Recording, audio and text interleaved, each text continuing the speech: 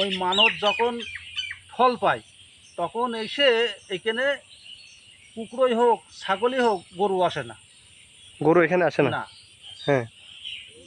রেঞ্জে মানত দিয়ে ওই ইটটা খুলে পানিতে দিয়ে পারগড় তাল গাছ ছিল বলে নামটা হয়েছে তালতলা। হ্যাঁ, আমি শুনাইছি যে এইখানে মেলা তাল গাছ ছিল, তাই তালতলা, ওখানে খেজুর গাছ মেলা আছে, তাই খেজুর তলা।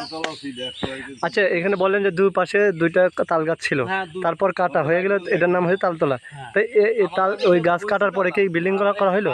হ্যাঁ, তার আগে বিল্ডিং ছিল না? না। এই মাদার সম্পর্কে আর কি বা বলবো, আমি কি জানি। এই আচ্ছা, ভক্তবৃন্দরা আসার পরে এই ওইখানে যে দেখলাম কি জানি মানত, ওখানে মানে একটা গাছ আছে, গাছে ইট বান্ধা আছে, খাবড়া বান্ধা আছে, একটা মানত করে, হয়তো যার যে ব্যাধি নিয়ে যা একটা উদ্দেশ্য নিয়ে মানত করে। ওই মানত যখন ফল পায় তখন এসে এখানে কুকুরই হোক ছাগলই হোক গরু আসে না। গরু এখানে আসে না? না, হ্যাঁ। রেঞ্জে মানত দিয়ে ওই ইটটা খুলে পানিতে দিয়ে ওই বাউরের মধ্যে পানিতে দেয়? পানিতে দেয়। আচ্ছা, ধরেন এইগুলো রান্না করে যে ওগুলো খায়, এইটা কিসের মানুষ এই এলাকার মানুষে? তার মানে হয়তো মানে আর এক কারণ আছে, হ্যাঁ। কিছু রেঞ্জে কিছু পাতায় করে পানতেও দেয়। ও রান্না করে পানিতে দিয়ে দেয়? কিছু প্রথম দেয়, কিছু কিছু লোকে দেয়।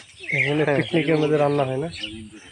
না, ওইটা তো না, তুমি মুসলমান, তুমি তা দেখো। কিন্তু সবাই তো আসছে, কিন্তু আসতে না, সবাই হিন্দু আছে, মুসলমান আছে। না, ঠিক আছে, আপনার কথা ঠিক আছে, পানিতে দেয়। হ্যাঁ, কথা নেই, পানিতে আপনার দেয়। কথা। কিন্তু যে এখানে কুকুর দিলাম, একজন দিল, কিন্তু মানুষ আসতে কিভাবে বুঝবে কিভাবে যে এখানে আসছে কুকুর দেবো হচ্ছে কিংবা খাওয়ানো হবে?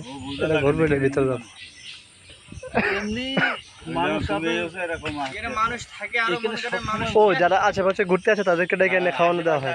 মাঠে মানুষ কাজ করে সব এখানে আসে, তারপর হাত মুঠো হয় এখানে। সবসময় থাকে মানুষ। এটা একটা ক্ষুদ্র।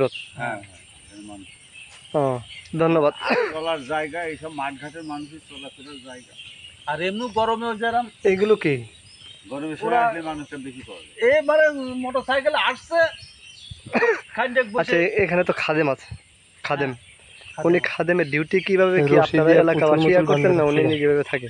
ও এইখানে থাকে, এইখানে রান্না বাড়া হইলে ওরা তো চাল মাইল দিয়ে যায়, ওনার কোনো বেতন টেতন নেই, ওনার ইচ্ছায় উনি ওনার স্বইচ্ছায় বেতন নেই। ওনার বেতন নেই? বেতন নেই না, ওই বেতন।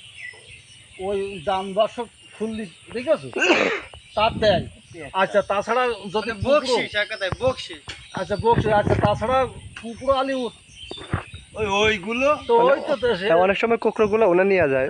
হ্যাঁ, যে হলো মুরগিটা এই জায়গাটা সম্পূর্ণ ওই ব্যক্তিটা পরিষ্কার করে, সব পরিষ্কার করে। সে তো খাই দুটো পেটে, হ্যাঁ, আর ডেলি তো আসে না, না প্রতিদিন আসে না, না, তার তো খাওয়ার প্রয়োজন আছে।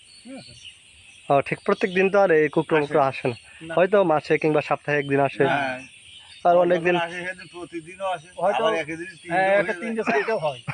অনেক সময় অনেকদিন জবা করে, আবার অনেকগুলো জবা না করে দিয়ে। নাই হতে পারে। এই আজকে হয়নি। হ্যাঁ, কিন্তু এখানে কিন্তু একটা আশ্চর্য, তো এখানে তো গরু জবা হয় না উনি বললো, কারণটা কি? এই কারণটা কি, এটা কি আপনারা জানেন? আমরা বলতে পারবো। এখন কারণ না, অনেক সময় হইতে পারে যে এখানে এই আশেপাশে, যারা ফকিরি মতের চলাফেরা করে এরা দেখবো গরু বেশি খায়। না অনেক সময় আছে, ধরেন হিন্দুরা অনেক সময়, আপনারা তো গরু জবা করেন না সাধারণত, তো হয়তো আপনাদের জন্য হয়তো নিষেধ কিনা এমন হতে পারে।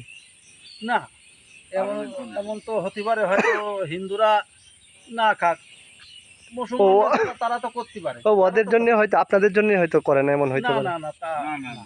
এমনি এমনি রান্না হলে হিন্দু, মুসলমান, বৌদ্ধ, খ্রিস্টান যারা এখানে উপস্থিত থাকবে তাদেরকে বলে যে আপনারা খালি আসেন, তোমার মত মতো তুমি যেতে পারবে, তুমি বসবা খাতে দেবে। ও, আর গরু জবারটা বিষয়টা বললাম যে গরু হয়তো কি জন্য হয় গরু জবাই করে না, মুসলমানরাও করে না, গরু গোসে এখানে আনে না। ও, এখানে নিয়মে এমন যে কেউ গরু জবা করতে পারবে না এমন নাকি? তাও না, কারো বলা লাগে না, আনে ও, না। কেউ আনেই না। হ্যাঁ।